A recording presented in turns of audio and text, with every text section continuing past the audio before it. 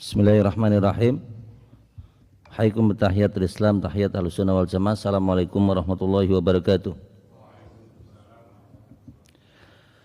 Lakal hamdu hamdan hamda wa lakas syukru syukran syukra. Asbahna wa asbahal mulku lillah walhamdulillah. Allahumma ma asbaha bi min ni'matin aw bi ahadin min khalqika faminka wahdak. Ya Rabbi lakal hamdu kama yanbaghi bi ni'matil jalali wajhika wa 'azimi sultanika. Raditu billahi rabba wa bil islami dina wa bi Muhammadin nabiyya wa rasulah. Rabbi zidni ilma warzuqni fahma. Bapak Ibu yang kami muliakan, kembali kita bersyukur atas nikmat dan karunia yang telah Allah Subhanahu wa taala berikan. Banyak nikmat silih berganti kita jumpai dan kita nikmati dan kita rasakan. Di antara nikmat yang kadang dilupakan adalah nikmat seseorang dalam keadaan sehat. Orang sehat itu mahal harganya. Orang sehat itu adalah karunia yang Allah Subhanahu wa taala berikan. Bahkan suatu saat Rasulullah SAW memberikan petunjuk kepada paman beliau yang bernama Al-Abbas. Rasul bersabda di saat Al-Abbas menjumpainya dan Al-Abbas berkata, "Wahai Nabi Allah, berikan kepadaku suatu amalan yang dengannya aku akan memohon kepada Allah." Rasul bersabda, "Is'alullaha al-afiyah." Mohonlah kepada Allah kesehatan. Mohonlah kepada Allah keselamatan. Al-Abbas memahami bahwasanya keselamatan dan kesehatan adalah sesuatu yang paling utama. Berjalan waktu, maka Al-Abbas kembali menemui Nabi dan Al-Abbas berkata, "Wahai Nabi Allah, wahai Rasul Allah, ajarkan kepadaku suatu amalan yang dengannya aku akan memohon kepada Allah." Al-Abbas menjumpai apa yang beliau jumpai seperti beberapa waktu yang lewat. Rasul bersabda, "Mintalah kepada Allah al-afiyah." Karena sesungguhnya tidak ada nikmat dan karunia melebihi seseorang mendapatkan keselamatan. Maka di sini Bapak Ibu, keselamatan, kesehatan adalah hal yang paling senantiasa dikedepankan. Al-Abbas memahami bahwasanya Rasul akan memberikan amalan lain. Ternyata Rasulullah SAW memberikan suatu arahan yang sama. Rasulullah SAW juga bersabda terkait dengan kesehatan. "Wasihataka qabla saqamika." Mohonlah kepada Allah, perhatikan 5 hal sebelum datang 5 hal. Yang salah satu yang disebut adalah wasihataka qabla saqamika. Gunakan waktu sehatmu sebelum seseorang menjumpai sakit. Menunjukkan sakit itu adalah hal yang berlawanan dengan sehat. Insyaallah. Terus Mas. Baik, atur sehat. Orang lihat minuman atau ini sehat ya Pak. Jawatan sehat. Mungkin yang ada di depan sini mengatakan, "Nek sing warna putih ki aku wani. Sing ini kok kula rawani." Napa? Legi. Ada sebagian orang tuh nggak berani minum manis. Jawatan Pak, kok kita masih bisa minum air putih dengan jumlah banyak, sehat buatan Pak? Sehat. Kenapa? Karena orang yang cuci darah itu minumnya dibatasi. Orang yang minum air putih, jawatan Pak, kok sehat? Semakin banyak, semakin sehat betul Pak? Semakin sehat. Tapi kok begitu orang itu sudah mulai sakit, Masya Allah, dibatasi betul Pak? Dibatasi. Dibatasi. Kadang minumnya maksimal 600 napa pinten kalau nggak salah. 600 mili ini kok 600 mili Bapak Ibu. Masya Allah. Itu mereka yang sudah. Nanti kalau sudah nemen minumnya disendoki Pak.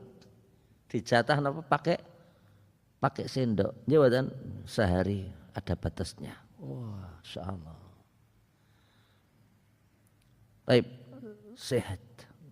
Saya pernah menjumpai seseorang kena penyakit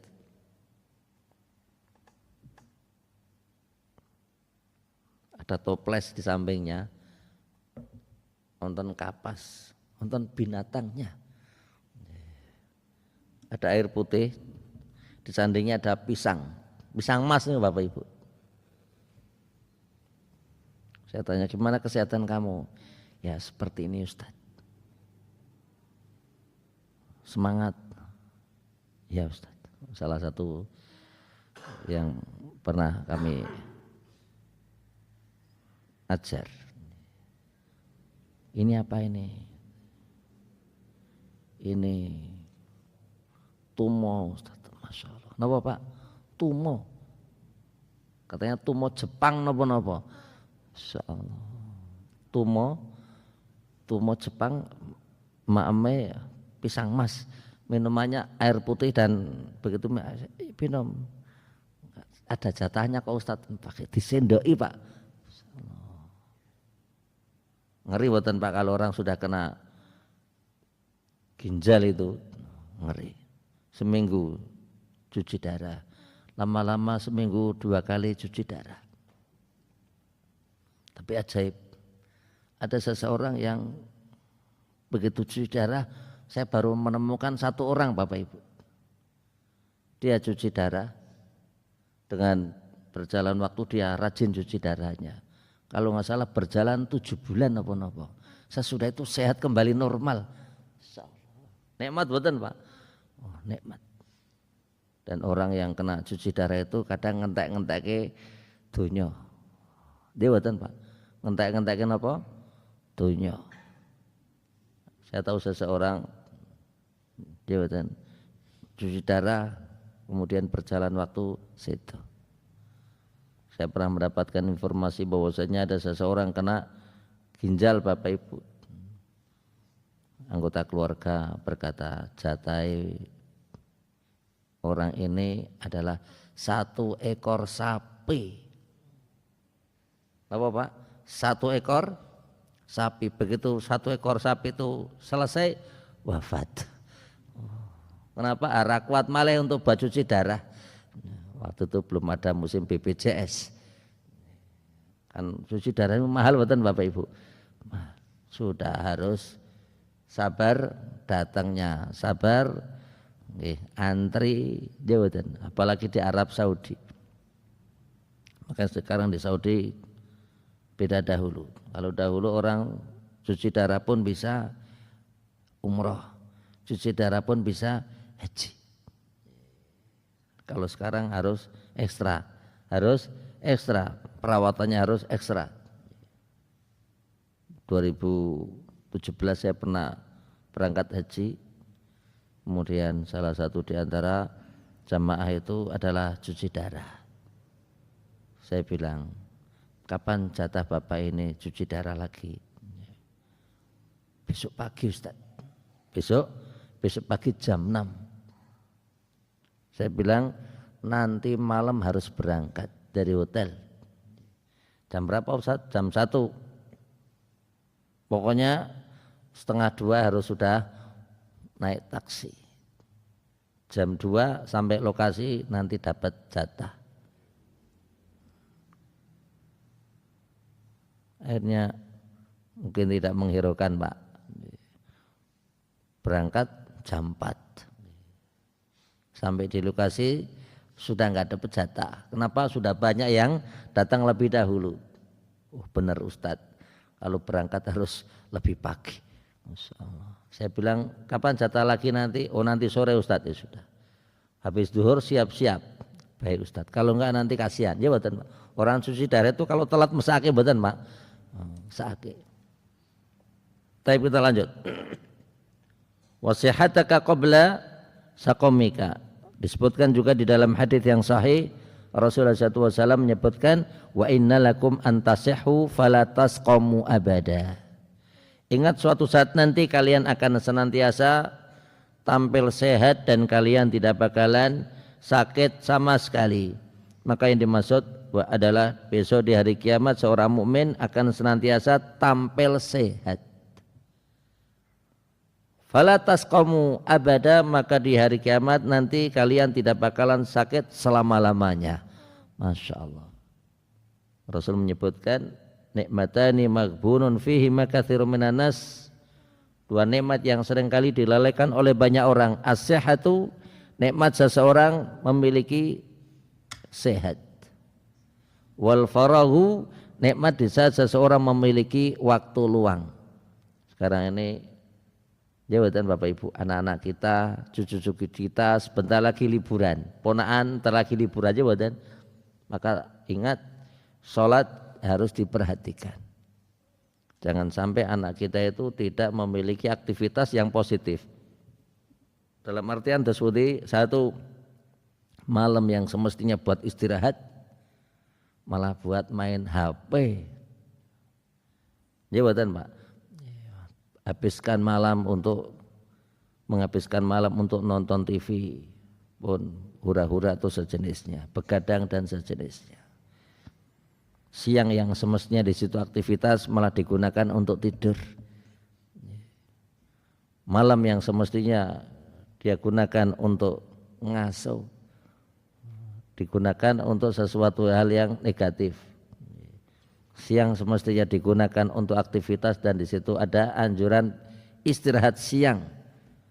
Yang saya Bapak Ibu, maka Rasul bersabda, qil fa inna syaitana la yaqil. Hendaknya Anda tidur siang. Karena setan itu tidak tidur siang. Makanya orang yang biasa tidur siang itu sehat badannya.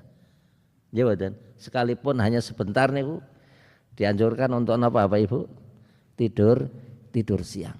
Tidur siang itu adalah sunnah Nabi SAW. Rakyat itu sebentar. Jawatan 10 menit, seperempat jam tidur siang. Baik, kita lanjut. Materi kita di kesempatan kali ini adalah hadis yang ke-12. An Abi Hurairah radhiyallahu anhu qala Rasulullah sallallahu alaihi wasallam min husni islamil mar'i tarkuhu ma la ya'ni. Dari Abu Hurairah, semoga Allah Subhanahu wa taala meridainya, beliau berkata, Rasulullah SAW bersabda, min husni islamil mar'i, di antara kebaikan Islam seseorang adalah tarkuhu ma la ya'ni, dia meninggalkan sesuatu hal yang tidak bermanfaat baginya. Di sini dikatakan haditsun hasan, rawahu Tirmidzi wa ghairuhu. An Abi Hurairah, Abu Hurairah adalah sahabat Nabi yang mulia. Abu Hurairah adalah sahabat Nabi yang memiliki nama Abdurrahman Ibn Sakhr Ad-Dausi, berasal dari Daus. Yang ketiga, Abu Hurairah adalah sahabat Nabi yang yulazimun Nabi, sahabat Nabi yang senantiasa menyertai Nabi. Yang keempat, Abu Hurairah adalah orang yang pernah didoakan oleh Nabi. Insyaallah. Orang yang pernah didoakan oleh Nabi, sinten Bapak Ibu? Di antaranya adalah Abu Hurairah.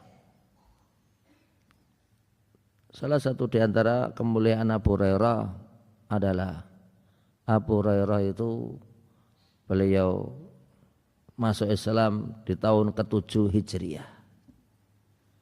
Beliau masuk Islam di tahun ke-7 Hijriah, sehingga beliau tidak lama bersama Nabi. 3-4 tahunan lah. 4 tahunan bersama Nabi. Abu Hurairah adalah sahabat Nabi yang paling banyak meriwayatkan hadis. Di sana ada Abdullah bin Umar, ada Abdullah bin Abbas, ada juga Aisyah, orang-orang yang banyak meriwayatkan hadis. Tapi Abu Hurairah adalah orang yang paling banyak meriwayatkan hadis Nabi. Salah satu yang tercatat di dalam sejarah Bapak Ibu, Abu Hurairah adalah sahabat Nabi yang termasuk ahlus suffah, orang yang seringkali tidur di salah satu sudut masjid. Kalau pas Bapak Ibu tindak Madinah, maka kita mengenal bahwasanya sisi sudut Masjid Nabi itu ada yang namanya Raudhah. Raudhah. Dan Rasulullah SAW memberikan petunjuk antara mimbarku dengan rumahku. Antara mimbarku, baina mimbari wa hijri. Raudhatun min riyadil jannah, maka di sana ada taman di antara taman surga. Dan salah satu yang menjadi tanda itu adalah raudhah. Apa itu Bapak Ibu? Antara mimbar Nabi sampai rumah Nabi. Yang kedua, dahulu raudhah itu ditandai dengan tanda yang mudah. Apa itu? Warna karpetnya hijau. Jadi karpet Masjid Nabawi itu semuanya adalah merah, kecuali raudhah. Raudhah itu karpetnya hijau, ada sedikit warna kuning sedikit. Seperti ini Bapak. Lihat nih yang ini kok. Untuk pijakan kaki pas soft ini. Ah, inilah seperti itu Bapak. Hijau ada kuning-kuningnya. Itu adalah apa? Raudhah, ada kembangan-kembangan. Itu adalah raudhah. Bisa niku mboten. Sekarang adalah semua karpet Masjid Nabawi itu hijau semuanya. Hijau semua. Karena dahulu di saat raudhah itu ditandai dengan hijau saja Bapak Ibu, maka banyak orang yang berjubel yang penting sholat ning karpet hijau. Nah sekarang Masjid Nabawi semuanya karpetnya apa? Hijau pun. Sehingga kadang aku ingin nang raudhah. Nah, sebelah putih katanya karpetnya hijau, ya saya sholat di karpet hijau. Yang selainnya kan ada yang enggak pakai karpet. Maka yang menjadi tanda itu adalah raudhah.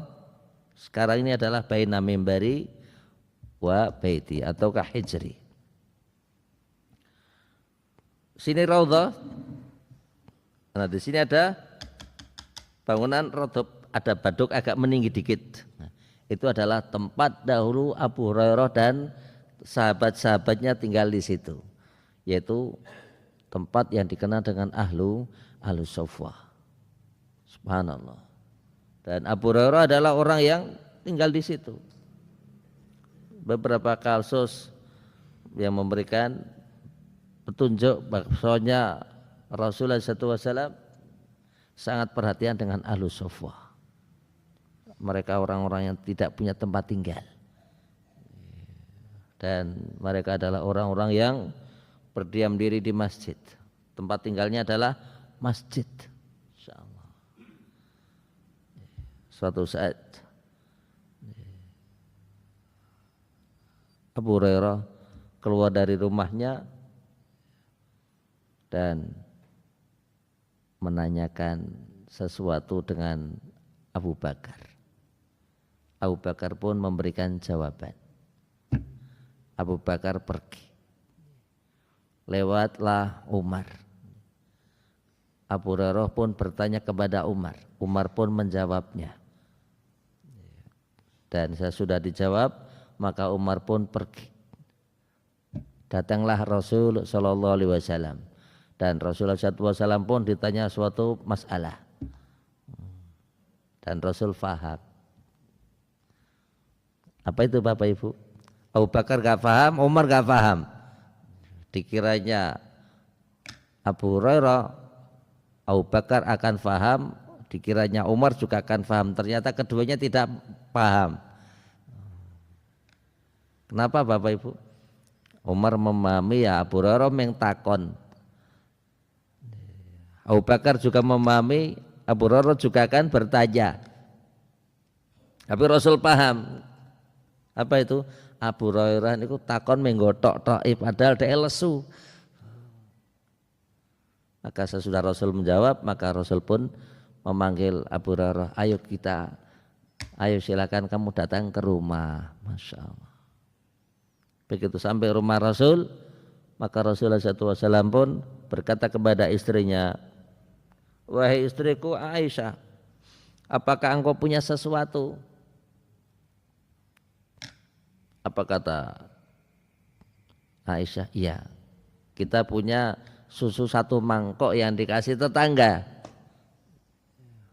Maka Rasul pun berkata kepada Abu Hurairah, wahai Abu Hurairah, bawalah susu ini, mangkok yang ada susunya ini, bawa ke masjid, dan jangan dikonsumsi, jangan diminum sampai aku datang.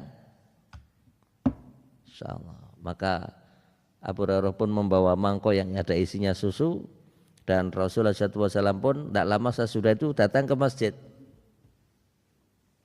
Kemudian begitu Rasul sudah hadir di masjid Bapak Ibu, maka susu tersebut diberikan oleh Abu Hurairah kepada Rasul. Kemudian Rasulullah SAW mengambil mangkok tersebut dan beliau mendoakan. Sesudah beliau mendoakan, maka Rasul pun bersabda, wahai Abu Hurairah, kasih orang yang ada di sampingmu. Maka orang yang di sampingnya pun dia mengambil mangkok tersebut, kemudian dia minum. Sesudah dia minum, maka Abu Hurairah pun melihat mangkok tersebut. Oh, ijeh tuh. Rasul bersabda, wahai Abu Hurairah, kasihkan orang yang ada di sampingnya. Dikasihkan, suruh minum, dan dia pun minum. Sesudah itu diambil lagi oleh Abu Hurairah, dilihat lagi. Oh, ijeh tuh. Masya Allah. Sampai semua ahlu sofa semua meminumnya. Kemudian terakhir kita giliran Abu Hurairah. Wahai Abu Hurairah, minumlah. Maka Abu Hurairah pun meminumnya. Bismillah.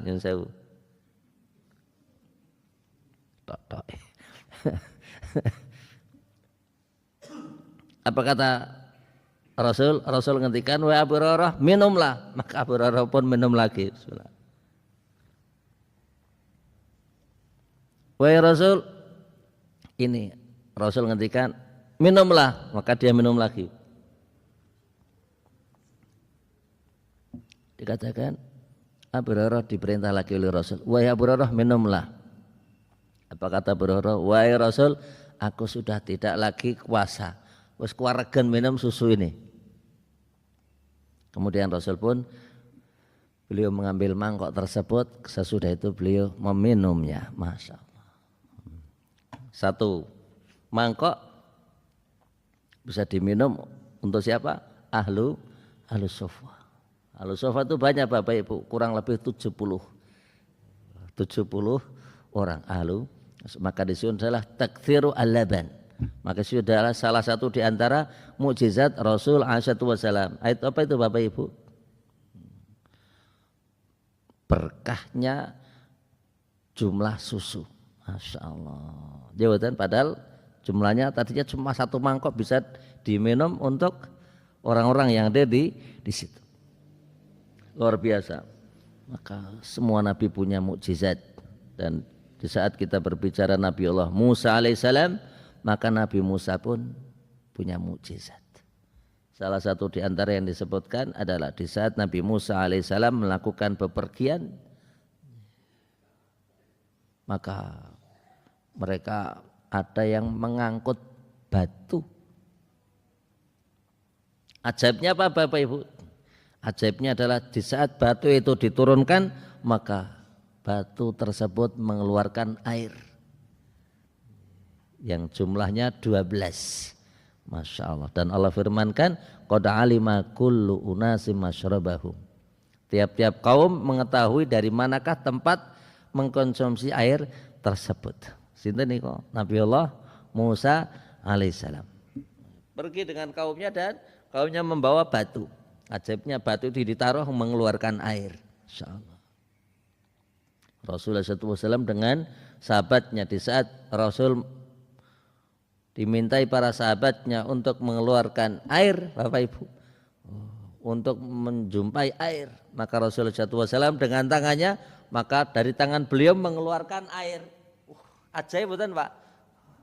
Ajaib, Masya Allah. Dari tangan Nabi mengeluarkan apa? Air. Masya Allah. Mungkin kalau di zaman sekarang air itu akan dibungkusi didol.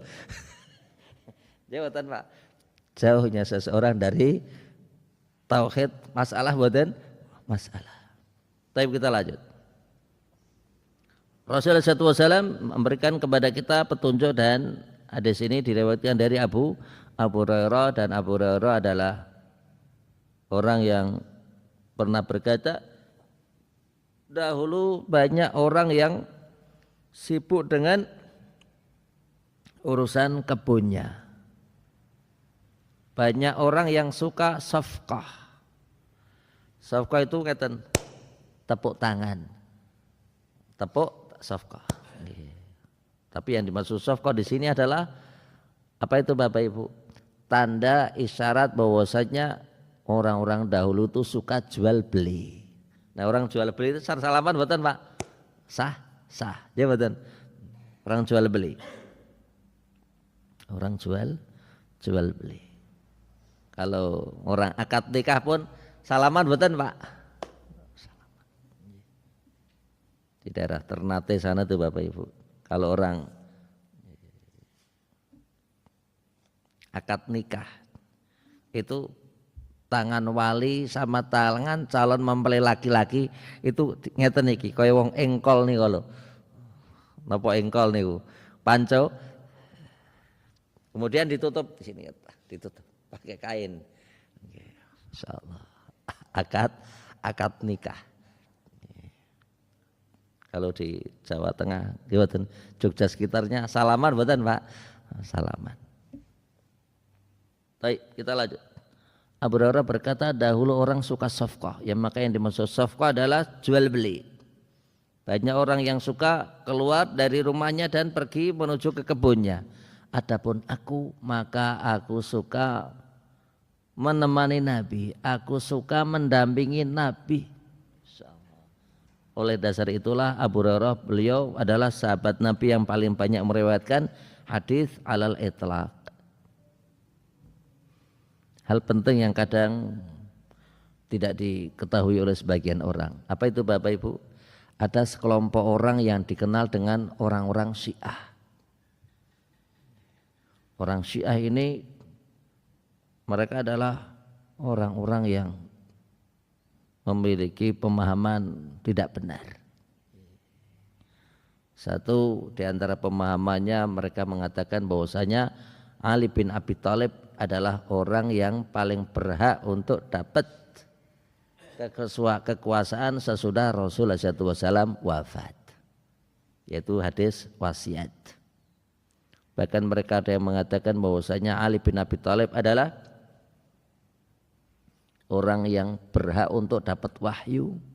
Maka orang-orang Syiah itu tidak suka dengan malaikat Jibril. Kenapa? Karena malaikat Jibril itu khianat. Mestinya wahyu itu diberikan kepada Ali, kok nyasar kepada Muhammad sallallahu alaihi wasallam. Termasuk apa yang diyakini oleh orang-orang Syiah. Mereka punya Al-Quran tersendiri yang dikenal dengan Mushaf Fatimah. Ayatnya adalah kurang lebih 17.000 dan masih banyak sekali kekurangan dan kesalahan yang ada pada orang-orang Syiah. Terkait dengan Abu Hurairah Bapak Ibu, maka orang-orang Syiah ini sering kali mereka membahas Abu Hurairah. Membahas apanya? Membahas sisi keburukan. Membahas tidak mungkin Abu Hurairah banyak hadis, tidak mungkin. Kenapa? Oh, beliau kan hanya 4 tahun bersama Nabi.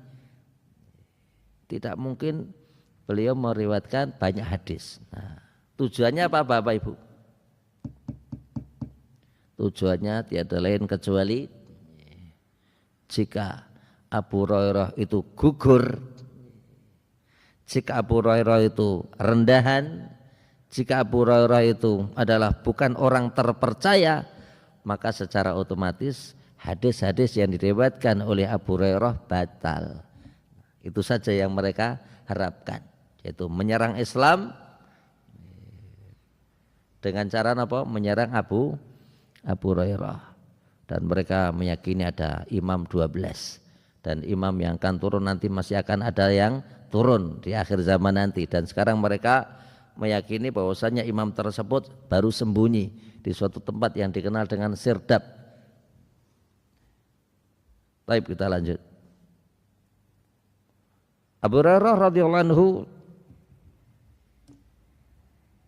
adalah sahabat Nabi yang pernah didoakan oleh Rasul, dan termasuk ibu Abu Hurairah pun didoakan oleh Rasul untuk masuk Islam.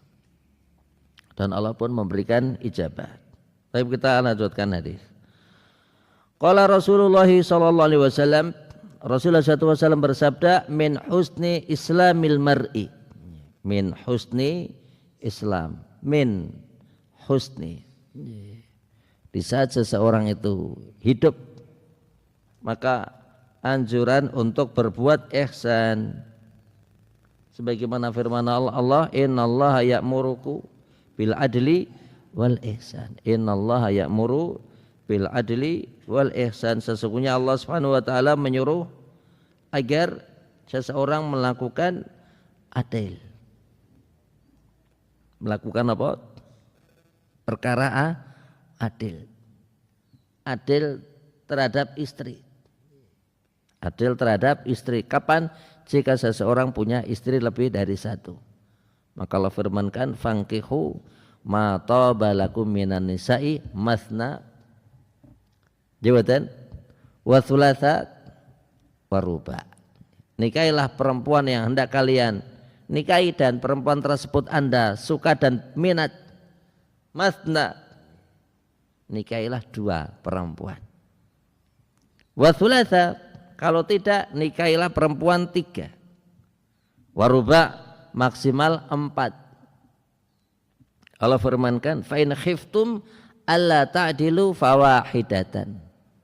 Sekiranya kalian takut khawatir tidak bisa berlaku adil, maka nikahilah 1 perempuan saja. Bagaimana dengan orang Syiah Bapak Ibu? Orang Syiah menafsirkan di dalam firman Allah, fankihu ma taba lakum minan nisa'i masna wa thulatha wa ruba, itu demikian. Orang Syiah mengatakan nikahilah perempuan yang kalian inginkan, masna 2, wa thulatha tambah 3, wa ruba pinten 9. Orang Syiah itu memahami nikah pinten Pak? Masna itu 2, wa thulatha tambah 3 jadi 5, wa ruba tambah 4 pinten 9. Ini orang Syiah. Maka orang Syiah itu mereka punya suatu keyakinan yang dikenal dengan perkawinan mut'ah. Nah Bapak Ibu, perkawinan mut'ah, kawin kontrak. Kontrak pinten 3 sasi nggih, 3 sasi. 3 sasi kita nikah yuk. Sampai kapan? 6 sasi saja ya. Pun 6 sasi. Begitu pun 6 sasi bubar. Kontraknya setahun nggih, setahun.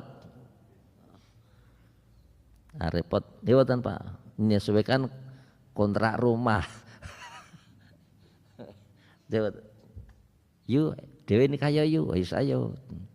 Ajeng pinten dangu. Kapan sampai kapan? Wis teko nika mangke kontrak omah nika 3 tahun. Nek pun rampung kontrak berarti pun bubar pernikahan kita. Waliyadzubillah, orang-orang Syiah. Innallaha ya'muru bil adli wal ihsan. Sesungguhnya Allah memerintahkan kepada kalian agar kalian berlaku adil wal ihsan dan agar kalian berlaku ihsan. Allah menyebutkan di dalam Al-Qur'an, hal jazaa'ul ihsan illa al ihsan. Bukankah kebaikan itu balasannya adalah kebaikan pula. Kebaikan itu balasannya adalah kebaikan pula. Dan di dalam kehidupan ini Bapak Ibu, seorang muslim hendaknya berbuat ihsan. Dan di dalam Islam ada dikenal dengan maratibuddin, tingkatan agama. Yang paling rendah ini apa Bapak Ibu? Islam. Jawatan. Atasnya lagi iman, atasnya lagi apa? Ihsan. Jadi ihsan itu adalah tingkatan yang paling tinggi. Bahkan bisa seseorang itu ihsan dengan manusia. Saudara kita yang ada di Sumatera sekarang banyak yang sedang repot. Jabatan Bapak Ibu. Insyaallah. Wong kena banjir niku repot mboten Pak? Orang kena banjir itu sangat repot. Jabatan. Ada kampung yang hilang. Ada yang motornya hilang, ada yang sepedanya hilang, ada yang mobilnya hilang. Jabatan. Insyaallah. Hanyut Bapak Ibu, hanyut. Prasa nggih hanyut tuh keli. Masyaallah. Dan di berita tersebar, jabatan Pak. Sampai mobil tronton saja hanyut Pak. Bapak Ibu prasa nggih, mobil tronton ini wabot mboten Pak? Mobil tronton saja hanyut ya Pak. Masyaallah. Menunjukkan bagaimana Bapak Ibu kekuatan yang sangat dahsyat. Jabatan, insyaallah. Dan Allah firmankan, zaharal fasadu fil barri wal bahri bima kasabat aydin nas. Kerusakan muncul di daratan ataukah di lautan. Itu disebabkan karena ulah campur tangan manusia. Pohon-pohon ditebangi. Bapak Ibu prisa nggih, pohon-pohon besar-besar tebang niku membuat yang namanya tanah tidak memiliki resapan. Jadi membuat tanah tidak lagi punya akar yang bisa mengikat tanah satu dengan tanah yang lainnya. Nggih mboten, Pak? Bapak Ibu besok insyaallah lihat di televisi, lihat di HP. Mesake mboten Bapak Ibu? Kasihan. Nah, seseorang berbuat ihsan. Satu, sedekah harta. Kedua, sedekah makanan. Ketiga, sedekah apa Bapak Ibu? Uang. Ya betul. Dan sebaik-baik sedekah adalah di saat hal tersebut dibutuhkan. Di saat hal tersebut tadi dibutuhkan. Baik, terkait dengan al-ihsan. Terkait dengan ihsan. Allah telah menetapkan ihsan itu tidak hanya sesama manusia, bahkan terhadap binatang pun juga harus berlaku ihsan. Ada sebagian orang kadang buang kucing. Betul Pak? Ada sebagian orang yang buang kucing. Kenapa? Karena banyak kucing di sekitar rumahnya, maka dia buang. Tapi kadang juga kasihan di mana membuangnya juga di tempat yang kadang membuat orang lain juga repot. Betul. Buang kucing itu paling sekecot yang beri Bapak Ibu teng sawah. Betul. Sehingga di saat buang kucing itu di sawah, di situ ada makanan tikus dan sejenisnya. Betul Pak. Saya kadang pernah buang kucing, Pak. Saya pernah buang kucing. Buang kucing. Tapi sebelum buang ya saya siapin makanan. Dia kasih pindang, kasih nopo. Nah, kasih pindang, kasih apa. Nanti dia makan. Terus habis makan kita pergi. Jadi dia pertama kali dia dibuang dalam keadaan apa? Dapat makanan. Dia ada orang yang buang kucing buang ngoten mawon. Dia Pak. Mesake yang dapat. Dia sekarang banyak kucing liar Bapak Ibu. Banyak kucing liar. Nggih bahkan yang dibuang mungkin kucing sing mahal-mahal ya Bapak Ibu. Sing bulunya banyak nih loh, Persia nih, kathah Pak. Coba aja kalau Bapak Ibu daerah sana, daerah pantai itu, insyaallah. Baik. Berbuat ihsan. Kalau orang memelihara burung ya diberi pakan yang baik, minuman yang baik. Kalau sekiranya seseorang hendak menyembelih, maka Rasul pun telah menetapkan innallaha kataba al-ihsana ala kulli syai'. Fa idza qataltum fa ahsinu al-qitlah wa idza dzabhtum fa ahsinu adzibha. Falyuhidda ahadukum syafratahu wal yurih dzabihatahu. Terkait dengan penyembelihan, sesungguhnya Allah telah menetapkan kebaikan dalam semua hal. Sekiranya kalian membunuh, maka bunuhlah dengan yang terbaik. Kalau ada laler Bapak Ibu, maka enggak boleh kita menyakiti laler. Kita dapat laler, kita ambil sayapnya satu.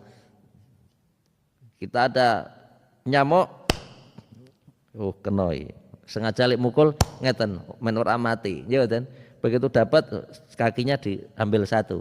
Kedoliman badan, kedoliman. Wa idza qataltum fasinu al-qitlah. Sekiranya kalian membunuh, maka bunuhlah dengan yang terbaik. Wa idza dzabhtum, sekiranya kalian itu menyembelih, fahsinu adzibha, maka sempurnakanlah penyembelihannya. Bagaimanakah caranya? Rasul bersabda, falyuhidda ahadukum syafratahu, maka masing kalian hendaknya menajamkan pisaunya. Pisau yang digunakan untuk menyembelih ini apa? Tajam. Wal yurih dzabihatahu, dan jadikan binatang yang hendak kalian sembelih itu merasa nyaman. Sebelum disembelih ya dikasih pakan. Sebelum disembelih ya dikasih minuman yang wajar. Ya betul. Karena ada orang yang begitu mau menyembelih sapi dikasih minuman dengan cara yang tidak wajar. Apa itu Bapak Ibu? Diambilkan selang, ditaruh di mana? Di keran. Sesudah itu mulutnya dicangap, dibuka, kemudian dikasih apa? Selang, baru dinyalakan kerannya. Sampai sapi itu kesakitan. Kenapa Bapak Ibu? Kelebon banyu digelonggong betul Bapak Ibu.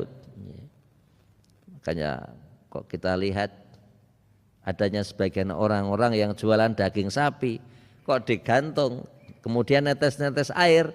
Nah itu tandanya kalau sapi sebelum disembelih napa? Digelonggong. Jawatan Pak. Kedzaliman betul nih kok. Kedzaliman untuk memperoleh tambahan berat badan, kemudian dikasih air dengan jumlah banyak. Air rong ember, telung ember, so banyak Bapak Ibu. Insyaallah. Kedzaliman betul nih kok. Kedzaliman. Orang terhadap binatang harus baik. Disebutkan di dalam hadis, jawatan dakhalat imra'atun annar, jawatan seorang laki-laki, seorang perempuan masuk neraka disebabkan karena napa Bapak Ibu? Hirah, kucing. Rasulullah SAW memberikan penjelasan bahwasanya di zaman dahulu ada seorang perempuan yang ngurung kucing sampai kucing ini mati.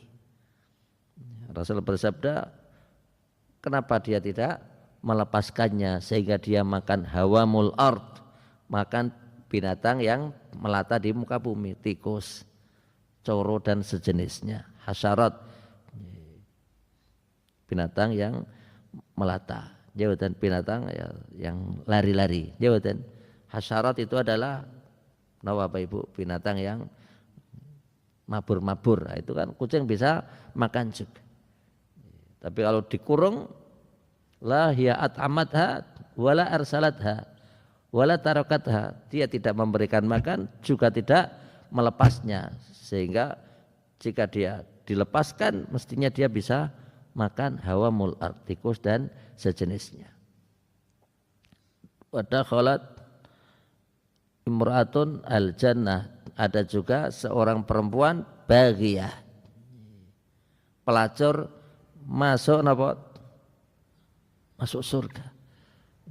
Seorang laki-laki atau seorang perempuan masuk surga disebabkan karena anjing. Karena napa? Karena anjing. Dikatakan bainama istadda ar-rajulu al-atash. Di zaman dahulu ada seorang laki-laki yang dia sedang jalan, tiba-tiba dia kehausan. Fawajada bi'ran, maka dia pun meminumnya. Wa nazala wa syariba, dia turun dari atas menuju ke sumur, dia meminumnya. Fa kharaja, kemudian dia pun keluar dari sumur tersebut. Fa idza kalbun yalhathu ya'kulu athara minal atas. Tiba-tiba begitu dia sudah naik ke atas, dia melihat anjing yang lidahnya menjulurkan. Yang mana anjing ini menjulurkan lidahnya karena kehausan. Apa kata laki-laki ini? Laqad balagha hadzal qalbu mithlul ladzi kana balagha bi. Sungguh anjing ini telah nyampe pada suatu tingkatan, pada derajat seperti derajat di saat aku ini haus. Maksudnya apa? Saking ngelae sampai anjing ini apa? Menjulurkan lidahnya. Fanazala al-bi'ra famala'a khuffahu wasaqal kalbah. Kemudian orang ini turun ke sumur, dia mengambil khufnya. Khuf itu adalah sepatu yang terbuat dari kulit. Dia ngambil air, famala khuffahu fa'amsakahu bifihi. Masya Allah. Dia meminumnya, sudah selesai. Jawatan, dia memenuhi apanya Bapak Ibu? Sepatunya dipenuhi dengan air, kemudian dia gigit. Masya Allah. Fa'amsakahu bifihi. Dia gigit sepatu itu sampai ke atas. Masya Allah. Kemudian diberikan kepada anjing tersebut. Kemudian anjing itu pun meminumnya. Fasyakarallahu lahu. Masya Allah. Allah pun berterima kasih kepada hamba ini. Faghfarolah, bahkan Allah pun mengampuninya. Apa yang menjadi janji Allah Bapak Ibu? Akhirnya orang ini masuk surga. Masya Allah. Sahabat mengatakan, wahai Nabi Allah, apakah kita akan mendapatkan pahala jika kita melakukan hal yang serupa? Maka Rasul menyebutkan, na'am, wa fi kulli dzati kabidin radbatu ajrin. Iya, bahkan jika kalian memberikan minuman kepada siapa saja, entah itu manusia ataukah makhluk, yaitu binatang, asal masih ada rohnya, nah Bapak Ibu, asalkan masih ada rohnya, maka akan mendapatkan pahala. Napa syaratnya Bapak Ibu? Asal masih ada napa? Rohnya. Maka kalian akan mendapatkan pahala. Karena ada sebagian orang yang ngasih degan, preso nggih ngasih degan. Saya pernah dulu ikut ngubur seseorang yang wafat. Saya nggak tahu daerah mereka. Saya dekat situ, dekat penguburan itu. Pun derek ngubur, kemudian kan ada degan Bapak Ibu. Ada degan waktu itu panas jam-jam 11 siang nih kok. Diplatoknya degan. Alhamdulillah. Muka-muka yang di depan ini yang dapat degan. Kenapa? Cuaca panas minum degan segar buatan Pak. Begitu diplatok ternyata sesudah itu airnya dituangkan di atas kuburan. Nah, manfaat Pak. Nah, diberikan pada orang yang di samping situ malah manfaat buatan Pak. Atau paling tidak diberikan kepada yang gali je buatan Pak. Ini diplatok degan kemudian dikasih sinten orang yang wafat. Dapat pahala buatan Pak? Oh enggak dapat pahala kan rohnya tidak lagi punya aja buatan Pak. Taib. Rasul menyebutkan min husni islamil mar'i tarkuhu ma la ya'ni. Di antara tanda kesempurnaan Islam seseorang adalah seseorang meninggalkan sesuatu yang tidak bermanfaat buatnya.